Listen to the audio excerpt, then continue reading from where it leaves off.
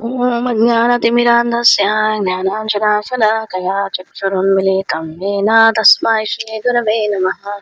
श्रीचैतन्यमनोभीष्टं स्थापितं येन भूतले स्वयं रूपा कदा मह्यं ददाति स्वपदान्तिकं। वन्देऽहं श्रीगुरो श्रीयुतापदकमलं श्रीगुरुं वैष्णवांश्च श्रीरूपं सहगजातं सहगणरघुनाथान्वितं तं सजीवम् साद्वैतं सावधूतं परिजनसहितं कृष्णचैतन्यदेवं श्रीराधाकृष्णपादं सहगणललिता श्रीविशाखान्वितांश। हे कृष्णकरुणा सिन्धो दीनबन्धो जगत्पते गोपेश गोपिकान्त राधाकान्त नमोऽस्तुते। तप्तकाञ्चन गौराङ्गी राधे श्रीवृन्दावनेश्वरी वृषभानुसुते देवी प्रणमामि हरिप्रिये। वाञ्छाकल्पतरुभ्यश्च कृपा सिन्धुभ्य एव च पतितानां पावनेभ्यो वैष्णवेभ्यो नमो नमः। जय श्री कृष्ण चैतन्य प्रभु नित्यानंद श्री अद्वैता गदाधर श्रीवासादि गौर भक्तवृंद। हरे कृष्णा कृष्णा कृष्ण हरे हरे, हरे राम राम राम हरे हरे। नमो विष्णुपादाय कृष्णप्रेष्ठाय भूतले श्रीमते भक्तिवेदांत स्वामिनिति नामिने। नमस्ते सरस्वती देवे गौरवाणी प्रचारिणि निर्विशेष शून्यवादी पाश्चात्य देशतारिणि। मुखं करोति वाचालं पंगुं लंघयते गिरिं यत्कृपातमहं वन्दे श्रीगुरो दीनतारिणं परमानन्दमाधव श्री चैतन्य ईश्वर। हरि ओಂ ತತ್ಸತ್। ಹರೇ ಕೃಷ್ಣ। ಇವತ್ತು ನಮ್ಮ ವೈಷ್ಣವ ಕ್ಯಾಲೆಂಡರ್ ಅಲ್ಲಿ 2 ವಿಶೇಷ ಆಚರಣೆಗಳಿದೆ. ಒಂದು ಇವತ್ತು ಸಫಲ ಏಕಾದಶಿ, ಮತ್ತೆ ಇವತ್ತು ಶ್ರೀ ದೇವಾನಂದ ಪಂಡಿತ್ ಅವರ ತೀರೋಭಾವ ದಿನ. ಸೊ ಇವತ್ತು ಈ 2 ವಿಚಾರಗಳ ಬಗ್ಗೆ ನಾವು ಚರ್ಚೆಯನ್ನ ಮಾಡೋಣ. ಗರ್ಗ ಸಂಹಿತದಲ್ಲಿ ನಾರದ ಮುನಿ ಮತ್ತೆ ರಾಜ ಬಹುಲಾಶ್ ಅವರ ಸಂವಾದದಲ್ಲಿ ನಾರದ ಮುನಿಗಳು ಹೇಳ್ತಾರೆ, ನಾಗಗಳಲ್ಲಿ ತುಂಬಾ ಶ್ರೇಷ್ಠವಾದಂತಹ ನಾಗ ಶೇಷನಾಗ, ಮತ್ತೆ ವರ್ಣಗಳಲ್ಲಿ ಶ್ರೇಷ್ಠವಾದಂತಹ ಅವರು ಯಾರು ಬ್ರಾಹ್ಮಣರು. ಮತ್ತೆ ವೃಕ್ಷಗಳಲ್ಲಿ ತುಂಬಾ ಶ್ರೇಷ್ಠವಾದ ವೃಕ್ಷ ಎಲ್ಲರಿಗೂ ಗೊತ್ತಿದೆ, ಇದು ಆಲದ ಮರ. ಪತ್ರಗಳಲ್ಲಿ ತುಳಸಿ ಪತ್ರ ತುಂಬಾ ಶ್ರೇಷ್ಠ. ವ್ರತಗಳಲ್ಲಿ ಏಕಾದಶಿಯ ವ್ರತ ಸರ್ವಶ್ರೇಷ್ಠ, ಸರ್ವ ಉತ್ತಮ ವ್ರತ ಏಕಾದಶಿಯ ವ್ರತ. ಯಾರು ಏಕಾದಶಿ ವ್ರತವನ್ನ ಪಾಲನೆಯನ್ನ ಮಾಡ್ತಾರೋ ಅವರು ಯಾವುದೇ ವ್ರತವನ್ನ ಪಾಲನೆ ಮಾಡ್ತಕ್ಕಂತ ಏನು ಅವಶ್ಯಕತೆ ಇಲ್ಲ. ಗುರುವಾರ, ಶನಿವಾರ, ಮತ್ತೆ ಸಂಕಷ್ಟಮಿ, ಬೇರೆ ಬೇರೆ ವ್ರತಗಳು ಬರುತ್ತಲ್ಲ, ಸೊ ಎಲ್ಲಾ ವ್ರತಗಳನ್ನ ಮಾಡೋ ಅವಶ್ಯಕತೆ ಇಲ್ಲ. ಜಸ್ಟ್ ಏಕಾದಶಿ ವ್ರತವನ್ನ ಮಾಡಿದ್ರೆ ಸಾಕು. ಇದ್ರಲ್ಲೇ ಎಲ್ಲದು ಇದ್ರಲ್ಲೇ ಇನ್ಕ್ಲೂಡ್ ಆಗಿರತ್ತೆ. ಈ ಏಕಾದಶಿಯ ವ್ರತ ಭಗವಂತನಿಗೆ ತುಂಬಾ ಶ್ರೇಷ್ಠವಾದಂತಹ ವ್ರತ. ಭಗವಂತ ಹೇಳ್ತಾರೆ, ಶ್ರೀಕೃಷ್ಣ ಯಾರು ಏಕಾದಶಿ ನಿಯಮಗಳನ್ನ ಪಾಲನೆಯನ್ನ ಮಾಡ್ತಾರೋ ಅವರು ನನಗೆ ತುಂಬಾ ಅತ್ಯಂತ ಪ್ರಿಯ ಭಕ್ತರು ಅಂತ ಹೇಳ್ತಾರೆ. ಸೊ ಓಕೆ, ಇವತ್ತು ದಿನ ಡಿಸೆಂಬರ್ 26, 2024, ಪೌಷ ಮಾಸ ಕೃಷ್ಣ ಪಕ್ಷ ದಲ್ಲಿ ಬರ್ತಕ್ಕಂಥದ್ದು ಸಫಲ ಏಕಾದಶಿ.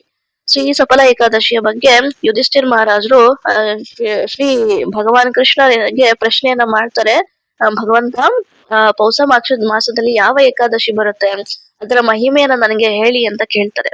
ಸೊ ಕೃಷ್ಣ ಹೇಳ್ತಾರೆ, ತುಂಬಾ ಉತ್ತಮವಾದಂತ ಪ್ರಶ್ನೆಯನ್ನ ನೀ ನನ್ಗೆ ಕೇಳಿದ್ಯಾ ಯುಧಿಷ್ಠಿರ್.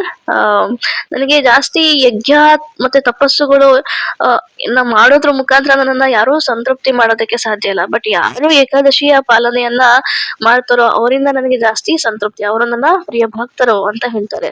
ಏಕಾದಶಿಯ ದಿನ ಧೂಪ ಮತ್ತೆ ದೀಪ, ಫಲ ಪುಷ್ಪಗಳಿಂದ ಭಗವಂತ ವಿಷ್ಣುವಿಗೆ ಆರಾಧನೆಯನ್ನ ಮಾಡ್ಬೇಕು. ಮತ್ತೆ ಸಾಧ್ಯವಾದಷ್ಟು ಗ್ರಂಥಗಳನ್ನ, ಭಗವದ್ಗೀತೆ, ಶ್ರೀಮದ್ ಭಾಗವತಂತಹ ಮಹಾನ್ ಗ್ರಂಥಗಳ ಪಠನೆಯನ್ನ ಮಾಡ್ಬೇಕು. ಮತ್ತೆ ಉಪವಾಸ ಮಾಡ್ಬೇಕು.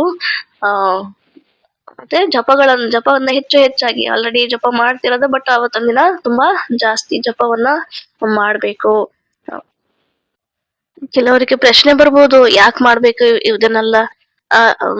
ಮತ್ತೆ ಈ ದಿನ ಲೌಕಿಕ ಕಾರ್ಯಗಳಿಂದ ನಾವು ಸ್ವಲ್ಪ ದೂರ ಇರಬೇಕು. ಅಷ್ಟು ಕಡಿಮೆ, ಎಷ್ಟು ಅವಶ್ಯಕತೆ ಇದೆಯೋ ಅಷ್ಟನ್ನ ಮಾಡ್ಬೇಕು. ಜಾಸ್ತಿ ಭಕ್ತಿಯನ್ನ ಈ ದಿನ ಮಾಡ್ಬೇಕು. ಇದರಿಂದ ಏನಾಗುತ್ತೆ, ಭಗವಂತ ಶ್ರೀಕೃಷ್ಣನಿಗೆ ನಾವು ತುಂಬಾ ಹತ್ತಿರ ಆಗ್ತೀವಿ. ಸೊ ಇದನ್ನ ಏನ್ ಪ್ರಯೋಜನ ಆಗುತ್ತೆ, ಯಾಕೆ ಮಾಡ್ಬೇಕು ಅಂತ ಕೇಳಿದ್ರೆ ಕೆಲವರು ಇದಕ್ಕೆ ಉತ್ತರವಾಗಿ ನಾನು ಆಲ್ರೆಡಿ 2 ಆಡಿಯೋ ಮಾಡಿದ್ದೀನಿ. 2 ಕ್ಲಾಸ್ ಆಲ್ರೆಡಿ ಆಗಿದೆ. ಸೊ ಆ ಕ್ಲಾಸ್ ಅಲ್ಲಿ ಡೀಟೇಲ್ ಆಗಿ ಕೊಟ್ಟಿದ್ದೀನಿ. ಸೊ ಅದರಲ್ಲಿ ನೀವು ಒಂದ್ಸಲ ಹೋಗಿ ಅದನ್ನ ಕೇಳ್ಬೋದು. ಡಿಸ್ಕ್ರಿಪ್ಷನ್ ಅಲ್ಲಿ ಲಿಂಕ್ ಕೊಟ್ಟಿರ್ತೀವಿ, ಏಕಾದಶಿ ಲಿಂಕ್ ಅನ್ನ. ಸೊ ಅಲ್ಲಿ ಹೋಗಿ ನೀವು ಕೇಳ್ಬೋದು. ಇದು 3ನೇ ಕ್ಲಾಸ್ ಆಕ್ಚುಲ್ ಆಗಿ ಏಕಾದಶಿ ಬಗ್ಗೆ. ಓಕೆ. ಇನ್ನು ಸ್ವಲ್ಪ ಸಂಕ್ಷಿಪ್ತವಾಗಿ ಹೇಳ್ಬೇಕು ಅಂತಂದ್ರೆ, ಆಕ್ಚುಲ್ ಆಗಿ ಏಕಾದಶಿಯ ಬಗ್ಗೆ ಹಲವಾರು ಕಥೆಗಳು ಬರುತ್ತೆ. ಅದರಲ್ಲಿ ಕೆಲವೊಂದು ಮೂರನ ಕತೆ ಆಲ್ರೆಡಿ ಒಂದು ಏಕಾದಶಿ ಕ್ಲಾಸ್ ಅಲ್ಲಿ ಹೇಳಿದೀನಿ. ಮೂರ ಅಂತಕ್ಕಂತ ರಾಕ್ಷಸ ಹೀಗೆ ವಿಷ್ಣು ಕೊಲ್ಲೋದಕ್ಕೆ ಬರ್ತಾರೆ.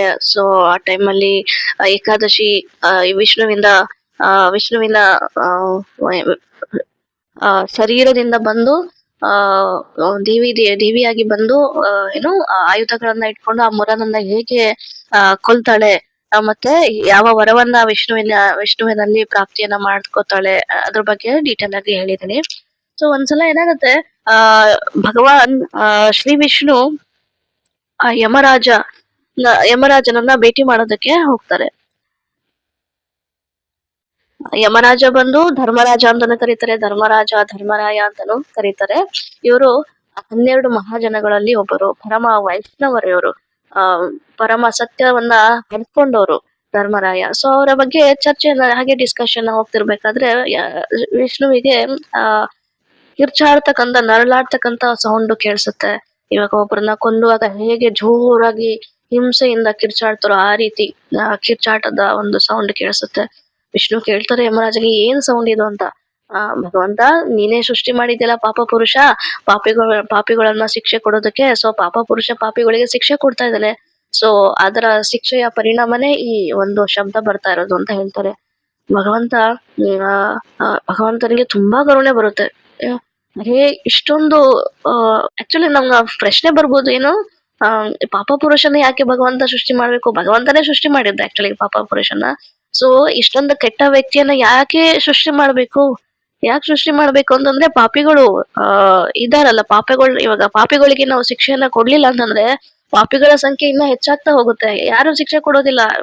ಇವಾಗ ಕ್ರೈಮ್, ಇವಾಗ ಇಲ್ಲಿ ನಮ್ಮ ಭೌತಿಕ ಪ್ರಪಂಚದಲ್ಲಿ ಕ್ರೈಮ್ ಆಗ್ತಾನೆ ಇರುತ್ತೆ. ಸೊ ಆ ಟೈಮ್ ಅಲ್ಲಿ ಪೊಲೀಸ್ ಇಲ್ಲ, ಅವ್ರನ್ನ ಒಳಗಾಕಿ ಅವರಿಗೆ ಪನಿಷ್ಮೆಂಟ್ ಕೊಟ್ಟಿಲ್ಲ ಅಂತಂದ್ರೆ ಏನಾಗುತ್ತೆ, ಪಾಪಿಗಳು ಕ್ರೈಮ್ ಮಾಡ್ತಾನೆ ಇರ್ತಾರೆ. ಕೊಲೆ, ದರೋಡೆ, ಇದು ಸಂಖ್ಯೆ ಇನ್ನ ಹೆಚ್ಚಾಗತ್ತೆ. ಸೊ ಬಟ್ ಏನು, ಪೊಲೀಸ್ ಇದೆ, ಜೈಲ್ ಇದೆ, ಇದೆಲ್ಲ ಇರೋದ್ರಿಂದ ಸ್ವಲ್ಪ ಜನರು ಸರ್ಕಾರವನ್ನ ಪಾಲನೆ ಮಾಡ್ತಿದ್ದಾರೆ. ಇಲ್ಲ ಅಂದ್ರೆ ಈ ಸರ್ಕಾರ ಇಲ್ಲ, ಈ ಪೊಲೀಸ್ ಇಲ್ಲ, ನಾವು ಫ್ರೀ ಅಂತಂದ್ರೆ ನಮ್ಗೆ ಏನ್ ಬೇಕೋ ಮನ್ಸಿಗೆ ಇಚ್ಛೆ ಬಂದಂಗೆ ನಾವು ಮಾಡ್ಕೊಳ್ತೀವಿ. ಸೊ ಇವಾಗೆಲ್ಲ ಇರೋದ್ರಿಂದ ಏನಾಗುತ್ತೆ, ಕಂಟ್ರೋಲ್ ಆಗಿ ನಾವು ಇದೀವಿ. ಸೊ ಅದೇ ರೀತಿನಲ್ಲಿ ಭಗವಂತ ಈ ಪಾಪಿಗಳಿಗೆ ಪನಿಷ್ಮೆಂಟ್ ಕೊಟ್ಟಿಲ್ಲ ಅಂದ್ರೆ ಏನಾಗುತ್ತೆ, ಪಾಪ ಪುರುಷನ ಸೃಷ್ಟಿ ಮಾಡ್ತಾನೆ. ಪಾಪಿಗಳಿಗೆ ಯಾರು ತಪ್ಪನ್ನ ಮಾಡ್ತಾರೋ, ಯಾರು ತುಂಬಾ ದೊಡ್ಡ ಪಾಪ, ತಪ್ಪು ಅಂದ್ರೆ ಈ ಬ್ರಹ್ಮ ಹತ್ಯೆಯನ್ನ ಮಾಡ್ತಾರೆ. ಬ್ರಹ್ಮ ಹತ್ಯೆ ಅಂದ್ರೆ ಬ್ರಾಹ್ಮಣರ ಹತ್ಯೆ, ಗೋ ಹತ್ಯೆ, ಇಂಥವರಿಗೆ ಘೋರ ಶಿಕ್ಷೆ ಸಿಗುತ್ತೆ. ಇಂಥವರಿಗೆ ಮಾಂಸಾಹಾರ, ಮದ್ಯಪಾನ, ಆಮೇಲೆ ಬೇರೆ ಹೆಂಗಸರ ಸಹವಾಸ. ಸೊ ಇಂತ ಒಂದು ತಪ್ಪುಗಳಿಗೆ ಏನು ಶಿಕ್ಷೆಯನ್ನ ಕೊಡೋದಕ್ಕೆ ಪಾಪ ಪುರುಷನನ್ನ ಸೃಷ್ಟಿ ಮಾಡ್ತಾರೆ ಭಗವಂತ. ಸೊ ಯಾರ್ಯಾರು ಈ ತಪ್ಪುಗಳನ್ನ ಮಾಡ್ತಾರೋ ಎಲ್ಲಾರು ಹೋಗ್ತಾರೆ ನರಕಕ್ಕೆ. ಅಲ್ಲಿ ಪಾಪ ಪುರುಷ ಅವರಿಗೆ ಶಿಕ್ಷೆಯನ್ನ ಕೊಡ್ತಾರೆ. ಸೊ ಭಗವದ್ಗೀತೆನಲ್ಲಿ ಡಿಟೇಲ್ ಆಗಿ ಹೋದ್ರೆ, ಅಲ್ಲಿ ಭಗವದ್ಗೀತೆನಲ್ಲಿ ಯಾವ್ಯಾವ ತಪ್ಪಿಗೆ ಯಾವ ಶಿಕ್ಷೆ ಸಿಗುತ್ತೆ, ಅದರ ಶಿಕ್ಷೆ ಇದೆ. ಸೊ ಅದೆಲ್ಲ ಡೀಟೇಲ್ ಆಗಿ ಭಗವದ್ಗೀತೆನಲ್ಲಿ ನಾವು ಸ್ಟಡಿ ಮಾಡ್ಬೋದು. ಸೊ ಭಗವಂತನಿಗೆ, ಸೊ ಇವ್ರಿಗೆ ಮುಕ್ತಿ ಹೇಗ್ ಕೊಡೋದು ಹಾಗಾದ್ರೆ? ಪಾಪ ಇಷ್ಟೊಂದು ನರಳ್ತಾ ಇದ್ದಾರೆ. ಭಗವಂತ ಎಷ್ಟೇ ಆದ್ರೂ, ನಾವೆಲ್ಲ ಒಳ್ಳೆಯವರು ಕೆಟ್ಟವರು, ದಾನವರು ಅಥವಾ ದೇವತೆಗಳು, ಎಲ್ಲಾರು ಆತನೇ ಮಕ್ಕಳೇ. ಸೊ ಕೆಟ್ಟ ಮಗನಾಗ್ಲಿ ಅಥವಾ ಒಳ್ಳೆ ಮಗನಾಗ್ಲಿ ಅವ್ರಿಗೆ ಪ್ರಿಯನೇ ಭಗವಂತನಿಗೆ. ಸೊ ಅವ್ರ ಮೇಲೆ ಕರುಣೆ ಬರುತ್ತೆ. ಹೇಗೆ ಮುಕ್ತಿಯನ್ನ ಕೊಡೋದು ಇವ್ರಿಗೆಲ್ಲಾರ್ಗು ಅಂತ ಯೋಚನೆ ಮಾಡ್ತಿದ್ದಾಗೇನೆ ಒಬ್ಬ ದೇವತೆ ಅವರ ಶರೀರದಿಂದ ಹೊರಗೆ ಬರ್ತಾರೆ.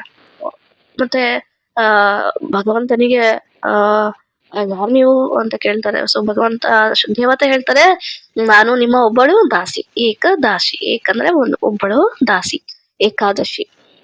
ಮತ್ತೆ ಆ ದಿನ ಏಕಾದಶಿಯ ದಿನ ಆಗಿರುತ್ತೆ, 11ನೇ ದಿನ ಆಗಿರುತ್ತೆ. ಸೊ 11ನೇ ದಿನವನ್ನ ಏಕಾದಶಿ, ಇವಾಗ ಪ್ರಥಮ, ಮೊದಲನೇ ದಿನಕ್ಕೆ ಪ್ರಥಮ, ದ್ವಿತೀಯ, ತೃತೀಯ, ಚತುರ್ಥಿ ಹೀಗೆ ಹೇಗಿದೆಯೋ ಹಾಗೆ 11ನೆಯ ದಿನಕ್ಕೆ ಏಕಾದಶಿ ಅಂತ ಕರಿತೀವಿ, 12ನೇ ದಿನಕ್ಕೆ ದ್ವಾದಶಿ. ಹ್ಮ್ ಸೊ ಏಕಾದಶಿಯ ದಿನ ಆಕೆ ಉತ್ಪನ್ನ ಅಂದ್ರೆ ಬರ್ತಾರೆ, ಅವರ ಒಂದು ಜನನ ಅಥವಾ ಕಾಣಿಸ್ಕೊಳ್ತಾರೆ. ಸೊ ಹಾಗಾಗಿ ಆಕೆ ಏಕಾದಶಿ. ನಾನು ನಿಮ್ಮ ಒಬ್ಬ ದಾಸಿ, ನಿಮ್ಮಿಂದನೇ ನಿಮ್ಮ ಕರುಣೆಯ ಒಂದು ರೂಪ ನಾನು. ನಿಮ್ಮ ಕರುಣೆ, ನಿಮ್ಗೆ ಏನು ಈ ಜನಗಳನ್ನ ಹೇಗ್ ಉದ್ಧಾರ ಮಾಡಿ, ಪಾಪಿಗಳನ್ನ ಹೇಗ್ ಉದ್ಧಾರ ಮಾಡ್ಬೋದು ಅಂತ ನೀವ್ ಅನ್ಕೊಂಡ್ರಲ್ಲ, ಆ ಒಂದು ಕರುಣೆನೆ ನಾನು. ಸೊ ಇವ್ರನ್ನೆಲ್ಲ ಉದ್ಧಾರವನ್ನ ಮಾಡೋದಕ್ಕೋಸ್ಕರನೇ ನಾನ್ ಬಂದಿದ್ದೀನಿ. ಸೊ ಇಂಥವರಿಗೆ ನಾನು ಮುಕ್ತಿಯನ್ನ ಕೊಡಬಲ್ಲೆ ಅಂತ ಹೇಳ್ತಾರೆ. ಅಂದ್ರೆ ಅದು ರೈಟ್ಸ್ ಇರೋದು ಭಗವಂತನಿಗೆ ಮುಕ್ತಿಯನ್ನ ಕೊಡ್ತಕ್ಕಂಥದ್ದು. ಬಟ್ ಈ ಏಕಾದಶಿಯ ದಿನವನ್ನ ಯಾರು ಪಾಲನೆಯನ್ನ ಮಾಡ್ತಾರೋ ಸೊ ಅಂತವರಿಗೆ ಭಗವಂತನ ಕೃಪೆಯಿಂದ ಮುಕ್ತಿ ಸಿಗತ್ತೆ. ಸೊ ಆಕೆ ಹೇಳ್ತಾರೆ, ನಾನು ಈ ದಿನ ಜನ್ಮಿಸಿದೀನಿ, ಅಂದ್ರೆ ಜನನ ಆಗಿದೆ ಏಕಾದಶಿಯ ದಿನ.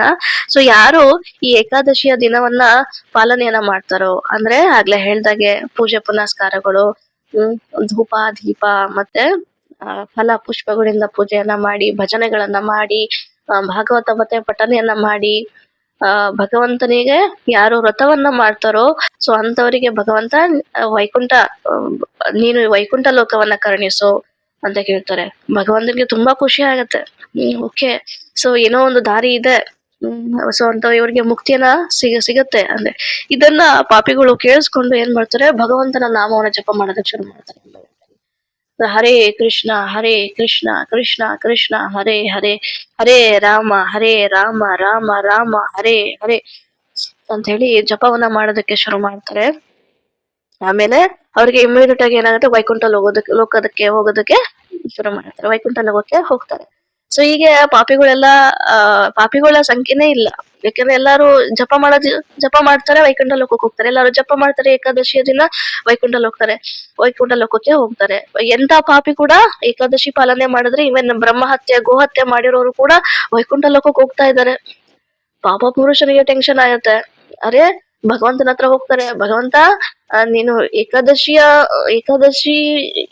ಕರುಣೆಯನ್ನ ತೋರಿಸ್ದೆ, ಏಕಾದಶಿ ಅವರ ಏನು ಬೇಡಿಕೆಯನ್ನ ಕೊಟ್ರು, ಏಕಾದಶಿಗೂ ಕರುಣೆಯನ್ನ ತೋರಿಸ್ದೆ, ಯಮರಾಜನಿಗೂ ಕರುಣೆಯನ್ನ ತೋರಿಸ್ದೆ, ಎಲ್ಲಾ ಪಾಪಿಗಳಿಗೂ ಕರುಣೆ ತೋರಿಸು, ನನ್ ಮೇಲೂ ಸ್ವಲ್ಪ ಕರುಣೆಯನ್ನ ತೋರಿಸು ಭಗವಂತ, ನೀನೇ ಸೃಷ್ಟಿ ಮಾಡಿದ್ಯಾ, ಇವಾಗ ನನಗೆ ಜಾಗನೇ ಇಲ್ಲ ಇರೋದಕ್ಕೆ.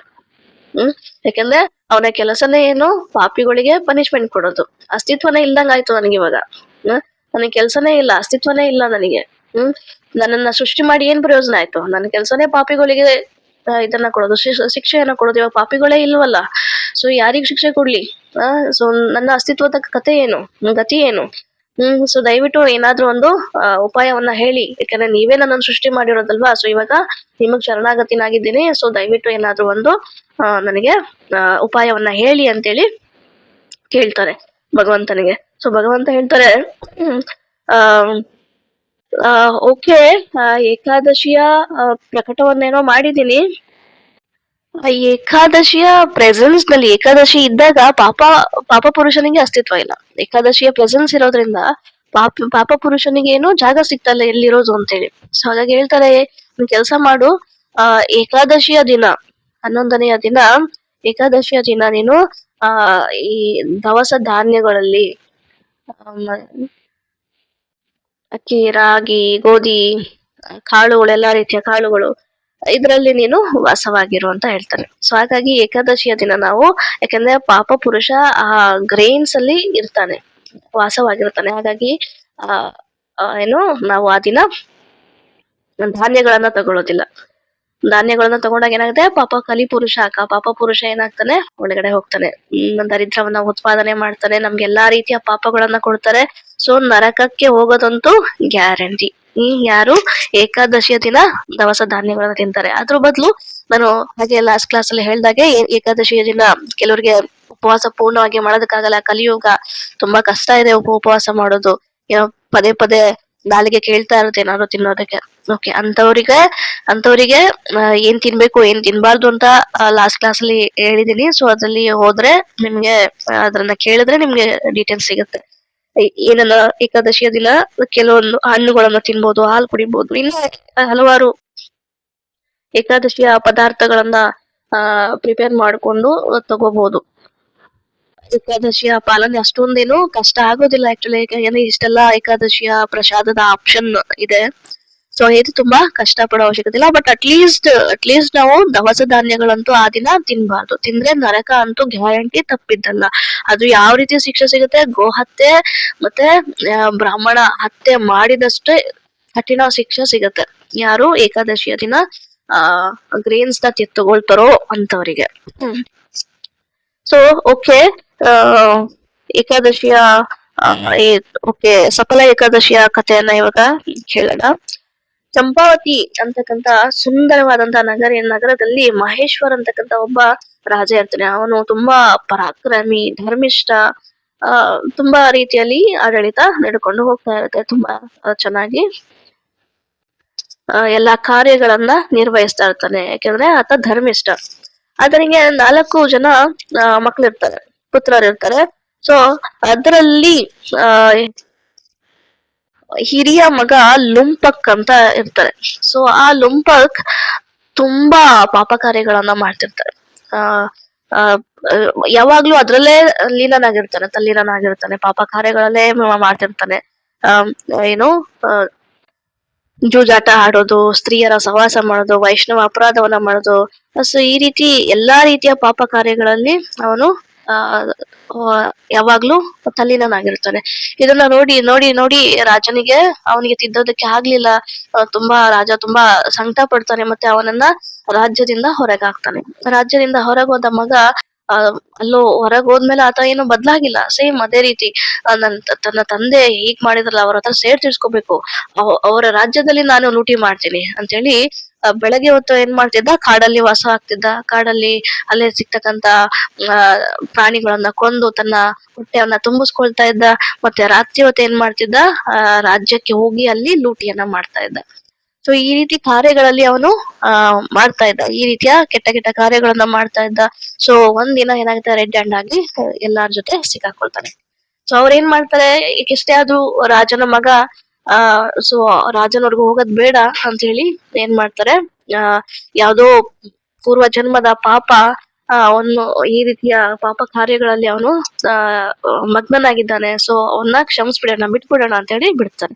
ಬಟ್ ಆದ್ರೂ ಆತ ಕಡಿಮೆ ಆಗ್ಲಿಲ್ಲ. ಮತ್ತೆ ಅದೇ ರೀತಿನಲ್ಲಿ ಲೂಟಿ ಮಾಡೋದು, ಮತ್ತೆ ಎಲ್ಲ ಈ ರೀತಿನಲ್ಲಿ ಮಾಡ್ತಿರ್ತಾನೆ, ಕೆಟ್ಟ ಕಾರ್ಯಗಳನ್ನ ಮಾಡ್ತಿರ್ತಾನೆ. ಬಟ್ ಅವನು ಕಾಡಿನಲ್ಲಿ ಒಂದು ಪ್ರಾಚೀನವಾದಂತಹ ಮರದ ಕೆಳಗಡೆ, ಆ ಮರ ತುಂಬಾ ಕೃಷ್ಣನಿಗೆ ಪ್ರಿಯವಾದಂತಹ ಮರ, ಅದ್ರ ಕೆಳಗಡೆ ಒಂದು ಕೃಷ್ಣನ ಗುಡಿ ಕೂಡ ಇರುತ್ತೆ. ಸೊ ಅಲ್ಲಿ ವಾಸವಾಗಿರ್ತಾನೆ. ಸೊ ಸಫಲ ಏಕಾದಶಿ ಬರುತ್ತೆ. ಸೊ ಈ ದಿನ ಅವನ ಜೀವನವನ್ನ ಚೇಂಜ್ ಮಾಡುತ್ತೆ. ಸಫಲ ಏಕಾದಶಿ ದಿನ, ದಶಮಿ ದಿನ ಏನಾಗತ್ತೆ, ಅವನು ತುಂಬಾ ಚಳಿ ಇರುತ್ತೆ. ಆ ಚಳಿಯ ಕಾರಣದಿಂದ ಅವನು ರಾತ್ರಿ ಪೂರ್ತಿ ಅವನು ನಿದ್ದೆ ಮಾಡೋದಕ್ಕೆ ಸಾಧ್ಯ ಆಗೋದಿಲ್ಲ. ಮತ್ತೆ ಬೆಳಗ್ಗೆ ತುಂಬಾ ಶರೀರ ನಿಶಕ್ತಿವಾಗಿರುತ್ತೆ. ಅಂದ್ರೆ ದಶಮಿ ದಿನ ಅವನು ಏನ್ ಮಾಡ್ತಾನೆ, ಜಾಗರಣೆ ಮಾಡ್ತಾನೆ, ನಿದ್ದೆ ಮಾಡೋದಿಲ್ಲ ಚಳಿ ಕಾರಣದಿಂದ. ದಶಮಿ ಅಂತ ಅಲ್ಲ. ಓಕೆ. ಸೊ ನೆಕ್ಸ್ಟ್ ಡೇ ಏನಾಗುತ್ತೆ, ಅವನಿಗೆ ತುಂಬಾ ನಿಶಕ್ತಿ ಆಗತ್ತೆ. ಶರೀರ ಅವನಿಗೆ ಅಷ್ಟೇನು ಸಪೋರ್ಟ್ ಮಾಡೋದಿಲ್ಲ. ಏನು ಹೋಗಿ ಪಶುಗಳನ್ನ ಕೊಂದು ಅವನ ಹೊಟ್ಟೆ ತುಂಬಿಸ್ಕೊಳ್ಳುವಷ್ಟು ಶಕ್ತಿ ಅವನ್ಗೆ ಇರ್ಲಿಲ್ಲ. ಸೊ ಆಲ್ಮೋಸ್ಟ್ ಅವನು ಆ ದಿನ ಮಲ್ಕೊಂಡೇ ಇರ್ತಾನೆ. ಮತ್ತೆ ಸಂಜೆ ಹೊತ್ತಿಗೆ ಅವನ್ ಏನ್ ಮಾಡ್ತಾನೆ, ಅವನಿಗೆ ಶರೀರದಲ್ಲಿ ತುಂಬಾ ನಿಶಕ್ತಿ ಆಗಿರತ್ತೆ. ಅವನಿಗೆ ನಮ್ಗೆ ಹುಷಾರಿಲ್ದೆ ಇದ್ದಾಗ ಯಾವ ರೀತಿ ವೇದನೆ ಆಗುತ್ತೆ, ಆ ರೀತಿಯ ವೇದನೆಯನ್ನ ಅವನು ತುಂಬಾ ಪಡ್ತಾ ಇರ್ತಾನೆ. ಸೊ ಆ ಟೈಮ್ ಅಲ್ಲಿ ಅವನಿಗೆ ಆ ಗುಡಿ ಕಾಣಿಸುತ್ತೆ. ಸೊ ಸಂಕಟ ಬಂದಾಗ ವೆಂಕಟರಮಣ ಅಂದಾಗೆ ಅವನೇನ್ ಮಾಡ್ತಾನೆ, ಭಗವಂತನನ್ನ ಪ್ರಾರ್ಥನೆ ಮಾಡೋದಕ್ಕೆ ಶುರು ಮಾಡ್ತಾನೆ. ಅಲ್ಲಿರ್ತಕ್ಕಂತ ಆ ಮರದಿಂದ ಕೆಳಗಡೆ ಬಿದ್ದಿರ್ತಕ್ಕಂತ ಎಲ್ಲಾ ಹಣ್ಣುಗಳನ್ನ ಅವನು ಒಂದು ಕಡೆ ಸೇರಿಸಿ ಭಗವಂತನಿಗೆ ಮುಂದೆ ಇಡ್ತಾನೆ. ಭಗವಂತನ ಮುಂದೆ ಇಟ್ಟು ಭಗವಂತನಿಗೆ ಪ್ರಾರ್ಥನೆಯನ್ನ ಮಾಡ್ತಾನೆ. ಭಗವಂತ, ನಾನು ತುಂಬಾ ಪಾಪಿ, ನಾನು ಪೂರ್ವ ಜನ್ಮದಲ್ಲಿ ಎಷ್ಟು ಪಾಪ ಮಾಡಿದೀನ ಗೊತ್ತಿಲ್ಲ, ಈ ಜನ್ಮದಲ್ಲಿ ಎಷ್ಟು ಪಾಪಗಳನ್ನ ಮಾಡ್ತೀನ ಗೊತ್ತಿಲ್ಲ, ದಯವಿಟ್ಟು ನನ್ನನ್ನ ಕ್ಷಮಿಸಿ, ಮತ್ತೆ ಈ ಫಲಗಳನ್ನ ನೀವು ಸ್ವೀಕಾರ ಮಾಡಿ ಅಂತೇಳಿ ಭಗವಂತನಿಗೆ ಫಲಗಳನ್ನ ಅರ್ಪಣೆ ಮಾಡ್ತಾನೆ. ತುಂಬಾ ಹೃದಯ ಪೂರ್ವಕವಾಗಿ ಅರ್ಪಣೆಯನ್ನ ಮಾಡಿ ಆ ದಿನ ಕೂಡ ಅವನು ತುಂಬಾ ಚಳಿಯಿಂದ ಆ ದಿನ ಕೂಡ ಅವನು ಜಾಗರಣೆಯನ್ನ ಮಾಡ್ತಾನೆ. ಅವನಿಗೆ ನಿದ್ದೆಯನ್ನ ಮಾಡೋದಿಲ್ಲ. ಗೊತ್ತಿಲ್ಲದ ಹಾಗೆ ಅವನು ಏಕಾದಶಿಯನ್ನ ಸಫಲವಾಗಿ ಅವನು ಮಾಡ್ಕೋತಾನೆ. ಅಂದ್ರೆ ಯಶಸ್ವಿಯಾಗಿ ಏಕಾದಶಿಯನ್ನ ಗೊತ್ತಿಲ್ಲದೆ ಹಾಗೇನೆ ಪಾಲನೆಯನ್ನ ಮಾಡ್ತಾನೆ. ಮತ್ತೆ ಆ ದಿನ ದ್ವಾದಶಿಯ ದಿನ ಬೆಳಗ್ಗೆ ಎದ್ದೇಳ್ತಾನೆ. ಒಂದು ಬಿಳಿಯ ಕುದುರೆ ಬರುತ್ತೆ, ಮತ್ತೆ ಆ ಬಿಳಿಯ ಕುದುರೆ ಜೊತೆಗೆ ಆಕಾಶವಾಣಿ ಬರುತ್ತೆ. ಆಕಾಶವಾಣಿಯಲ್ಲಿ ಹೇಳ್ತಾರೆ, ಆ ಏನು ಮಹೇಶ್ವರ ಪುತ್ರನಾದಂತ ಲುಂಪಕಾನೆ, ನಿನ್ನ ಒಂದು ಏಕಾದಶಿಯ ಒಂದು ವ್ರತ ಏನು ಪಾಲನೆ ಮಾಡಿದ್ಯೋ ಇದರಿಂದ ನಾನು ತುಂಬಾ ಸಂತೃಪ್ತನಾಗಿದ್ದೀನಿ. ಸೊ ಹಾಗಾಗಿ ಈ ಬಿಳಿಯ ಕುದುರೆಯನ್ನ ಕಳ್ಸಿದೀನಿ, ಈ ಬಿಳಿಯ ಕುದುರೆಯನ್ನ ಹತ್ತಿ ಹೋಗು. ಈ ಏಕಾದಶಿ ಪಾಲನೆಯಿಂದ ಏನಾಗಿದೆ, ನಿನ್ನ ಎಲ್ಲಾ ಪಾಪ ಕರ್ಮಗಳು ಕರ್ಮಗಳಿಂದ ನೀನು ಮುಕ್ತನಾಗ್ಬಿಟ್ಟಿದ್ಯಾ. ಸೊ ಇವಾಗ ನೀನು ಹೊಸ ಮನುಷ್ಯನಾಗಿದ್ಯಾ. ಸೊ ಹಾಗಾಗಿ ನೀನು ಈ ಬಿಳಿಯ ಕುದುರೆ ಹತ್ತಿ ನಿನ್ನ ರಾಜ್ಯಕ್ಕೆ ವಾಪಸ್ ಹೋಗು. ನಿಮ್ಮ ತಂದೆಯನ್ನ, ನಿನ್ನ ಕುಟುಂಬವನ್ನ ಕುಟುಂಬವನ್ನ ಭೇಟಿ ಮಾಡು, ಮತ್ತೆ ಆ ರಾಜ್ಯವನ್ನ ನೀನೇ ಸ್ವೀಕಾರ ಮಾಡು ಅಂತ ಹೇಳಿ ಮತ್ತೆ ಒಳ್ಳೆಯ ರೀತಿನಲ್ಲಿ ಆಡಳಿತವನ್ನ ಮಾಡು ಅಂತ ಹೇಳಿ ಅವರಿಗೆ ಹೇಳಿ ಕಳಿಸ್ತಾರೆ. ಮತ್ತೆ ಅವರಿಗೆ ಮತ್ತೆ ಒಂಥರ ಏನು ಯುವ ಕಾಂತಿ ಅವರಲ್ಲಿ ಮತ್ತೆ ಬರುತ್ತೆ ಅವರಿಗೆ, ಲುಂಪಕ್ಕ ಅವರಿಗೆ. ಮತ್ತೆ ವಾಪಸ್ ಹೋಗ್ತಾರೆ. ರಾಜ್ಯಕ್ಕೆ ವಾಪಸ್ ಹೋದಾಗ ಅವರ ತಂದೆ ಅವರನ್ನ ವೈಷ್ಣವ ಗುಣಗಳಿಂದ ಇರೋದನ್ನ ನೋಡಿ ತುಂಬಾ ಖುಷಿಯಾಗುತ್ತೆ. ಮತ್ತೆ ಅವರನ್ನ ವಾಪಸ್ ರಾಜ್ಯಕ್ಕೆ ಕರ್ಸ್ಕೊಳ್ತಾರೆ, ಮತ್ತೆ ಆ ರಾಜ್ಯವನ್ನ ಅವರಿಗೆ ಕೊಡ್ತಾರೆ. ಸೊ ಸುಂದರಿ ಒಬ್ಬ ಸುಂದರ ರಾಜ್ಕುಮಾರಿ ಜೊತೆ ಅವರ ಮದುವೆ ಆಗುತ್ತೆ, ಪುತ್ರರು ಆಗ್ತಾರೆ. ಮತ್ತೆ ಎಲ್ಲಾ ರಾಜ್ಯವನ್ನ ಲುಂಪಕ ಏನ್ ಮಾಡ್ತಾರೆ, ತನ್ನ ಪುತ್ರರಿಗೆ ವಹಿಸು, ಕಾಡಿಗೆ ಹೋಗಿ ತಪಸ್ಸನ್ನ ಮಾಡಿ ಭಗವಂತನ ಪ್ರಾಪ್ತಿಯನ್ನ ಮಾಡ್ಕೊಳ್ತಾರೆ. ಹೀಗೆ ಲುಂಪಕನ ಜೀವನ ಉದ್ಧಾರ ಆಗತ್ತೆ ಈ ಏಕಾದಶಿಯ ಪಾಲನೆಯಿಂದ. ಸೊ ಯಾರು ಈ ಏಕಾದಶಿಯ ವ್ರತದ ಒಂದು ಮಹಿಮೆಯನ್ನ ಕೇಳ್ತಾರೋ ಅವರು ಕೂಡ ಎಲ್ಲಾ ಕಷ್ಟ ಮತ್ತೆ ದುಃಖಗಳಿಂದ ಮುಕ್ತಿಯನ್ನ ಹೊಂದ್ತಾರೆ. ಮತ್ತೆ ಈ ಏಕಾದಶಿ, ಸಫಲ ಏಕಾದಶಿ ಏನಿದೆಯೋ, ಈ ಏಕಾದಶಿ ರಾಜಶ್ರೀಯ ಯಜ್ಞ ಮಾಡಿದಷ್ಟೇ ಫಲ ಸಿಗತ್ತೆ ಈ ಏಕಾದಶಿಯ ವ್ರತದಿಂದ. ಯಾಕಂದ್ರೆ ಕಲಿಯುಗದಲ್ಲಿ ಯಾರು ರಾಜಶ್ರೀಯ ಯಜ್ಞ ಮಾಡೋದಕ್ಕೆ ಸಾಧ್ಯ ಇಲ್ಲ. ಯುಧಿಷ್ಠಿರ ಮಹಾರಾಜರು ಮಾಡಿದ್ರು.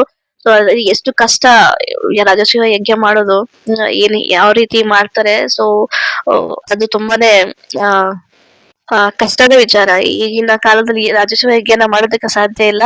ಬಟ್ ಈ ಏಕಾದಶಿಯ ಪಾಲನೆಯನ್ನ ಮಾಡೋದ್ರ ಮುಖಾಂತರ ನಮ್ಗೆ ಈಗ ರಾಜಶ್ರೀಯ ಯಜ್ಞ ಮಾಡಿದಷ್ಟೇ ಫಲ ಸಿಗತ್ತೆ. ಹರೇ ಕೃಷ್ಣ. ಓಕೆ, ದೇವಾನಂದ್ ಪಂಡಿತ್ ಪ್ರಭು ಅವರ ತೀರೋಭಾಗದ ಬಗ್ಗೆ ಚರ್ಚೆ ಮಾಡೋಣ. ಸೊ ದೇವಾನಂದ ಪಂಡಿತ್ ಅವರ ತಿರೋಭವ ಏಕಾದಶಿ, ಸಫಲ ಏಕಾದಶಿಯ ದಿನ ಪೌಷ ಮಾಸ, ನಮ್ಮ ಗೌರವದ ಕ್ಯಾಲೆಂಡರ್ ನಲ್ಲಿ ನಾರಾಯಣ ಮಾಸ ಅಂತ ಕರಿತೀವಿ. ಕೃಷ್ಣ ಪಕ್ಷದಲ್ಲಿ ಸಫಲ ಏಕಾದಶಿ ದಿನ ಅವರ ತಿರೋಭವ ಆಗುತ್ತೆ. ಮತ್ತೆ ಅವರು ಕುಲಿಯ ಅಂತಕ್ಕಂತ ಸ್ಥಳದಲ್ಲಿ ವಾಸವಾಗಿರ್ತಾರೆ.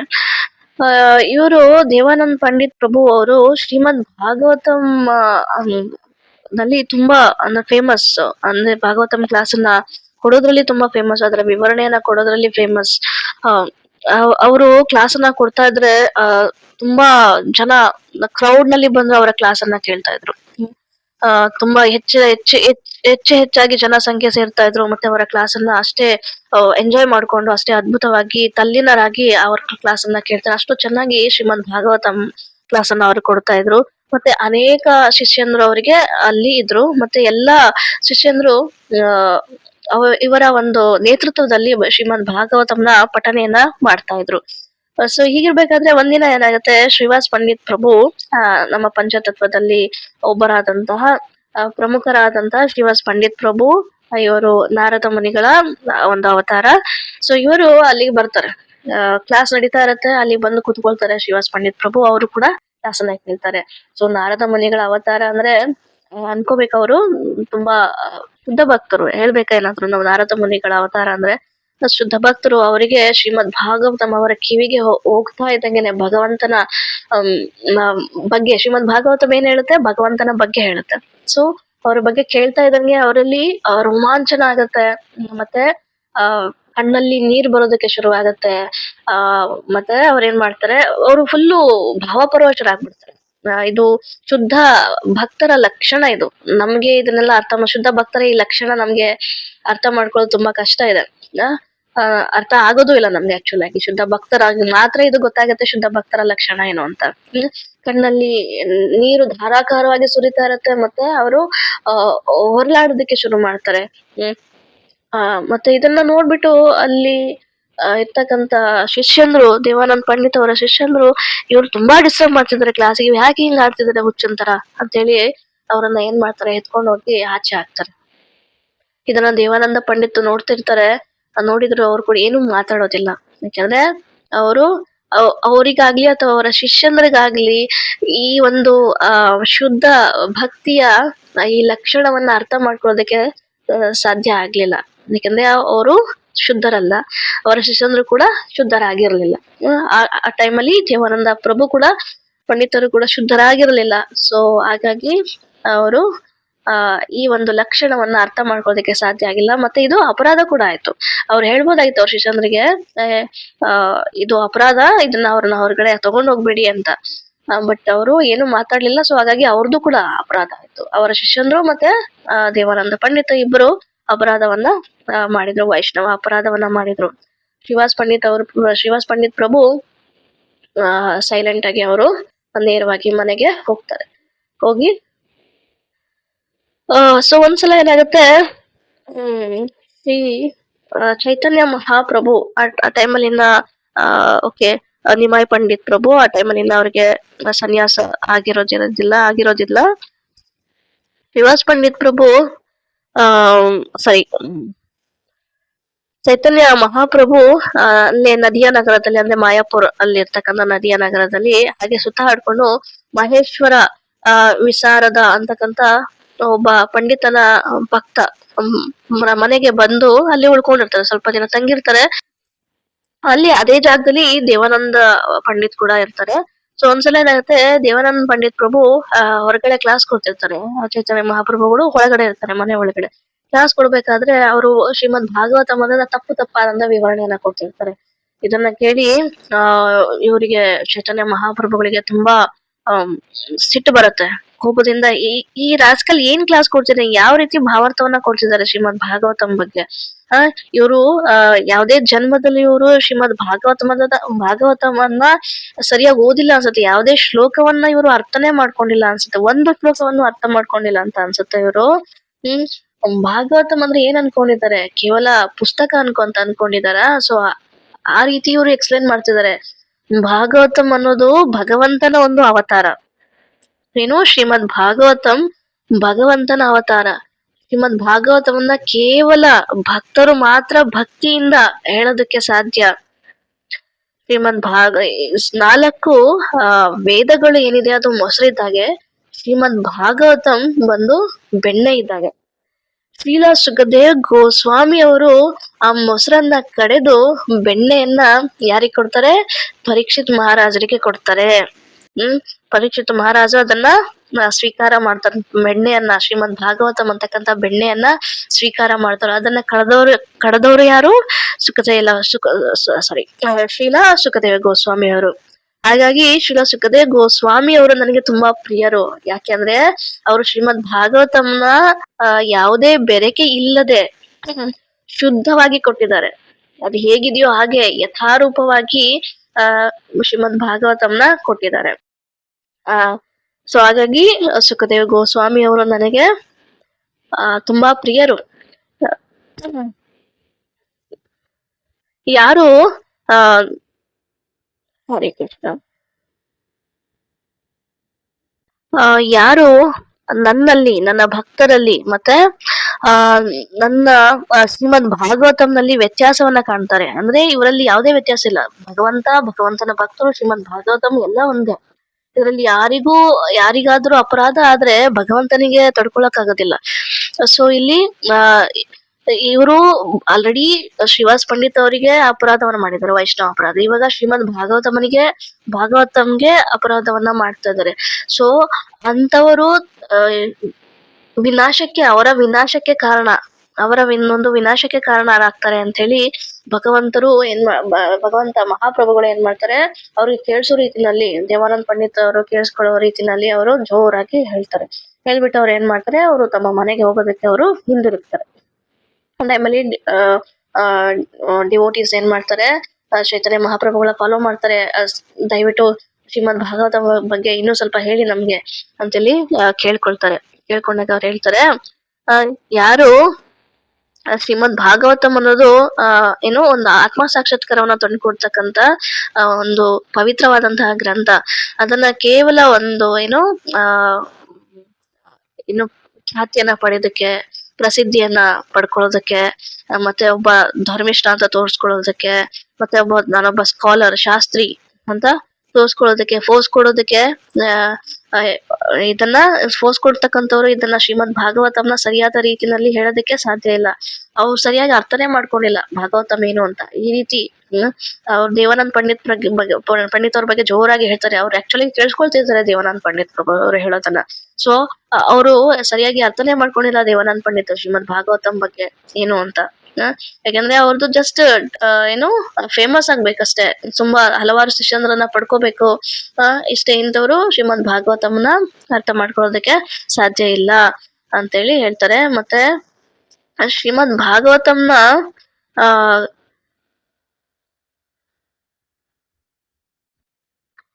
ಮತ್ತೆ ಶ್ರೀಮದ್ ಭಾಗವತಂನ ಅರ್ಥ ಮಾಡ್ಕೋಬೇಕು ಅಂದ್ರೆ ಭಕ್ತ ಭಾಗವತ ಅವರ ಸೇವೆಯನ್ನ ಮಾಡ್ಬೇಕು. ಅವರ ಸೇವೆಯನ್ನ ಮಾಡಿದ್ರೆ, ವೈಷ್ಣವರ ಸೇವೆಯನ್ನ ಮಾಡಿದ್ರೆ ಮಾತ್ರ ನಾವು ಶ್ರೀಮದ್ ಭಾಗವತವನ್ನ ಸರಿಯಾದ ರೀತಿನಲ್ಲಿ ಅರ್ಥ ಮಾಡ್ಕೊಳ್ಳೋದಕ್ಕೆ ಸಾಧ್ಯ ಆಗತ್ತೆ. ಸೊ ದೇವಾನಂದ್ ಪಂಡಿತ್ ಪ್ರಭು ಇದನ್ನೆಲ್ಲ ಕೇಳಿಸ್ಕೊಳ್ತಾ ಇರ್ತಾರೆ. ಕೇಳಿಸ್ಕೊಂಡು ಅವ್ರು ಅಷ್ಟೊಂದು ತಲೆಗೆ ಹಚ್ಕೊಳ್ಳೋದಿಲ್ಲ. ಅವ್ರು ವಾಪಸ್ಸು ಹಾಗೆ ಹೋಗ್ಬಿಡ್ತಾರೆ. ಕೇಳಿಸ್ಕೊಂಡ್ರು ಕೂಡ ಅದಕ್ಕೆ ಅಷ್ಟು ರಿಯಾಕ್ಟ್ ಏನ್ ಮಾಡೋದಿಲ್ಲ. ಮತ್ತೆ ಅವ್ರು ಅಷ್ಟೊಂದು ಡೀಪ್ ಆಗಿ ಅದನ್ನ ತಗೊಳ್ಳೋದಿಲ್ಲ, ಯೋಚನೆ ಮಾಡೋದಿಲ್ಲ.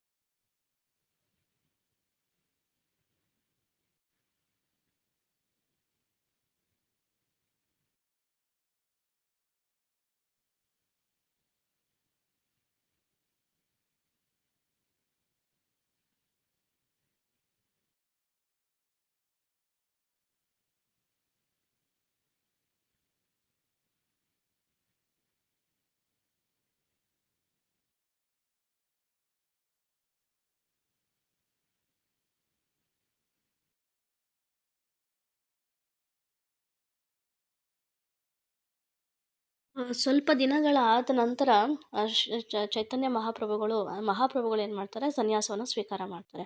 ಸನ್ಯಾಸವನ್ನು ಸ್ವೀಕಾರ ಮಾಡಿ ಅವ್ರು ಎಲ್ಲಿಗೆ ಹೋಗ್ತಾರೆ,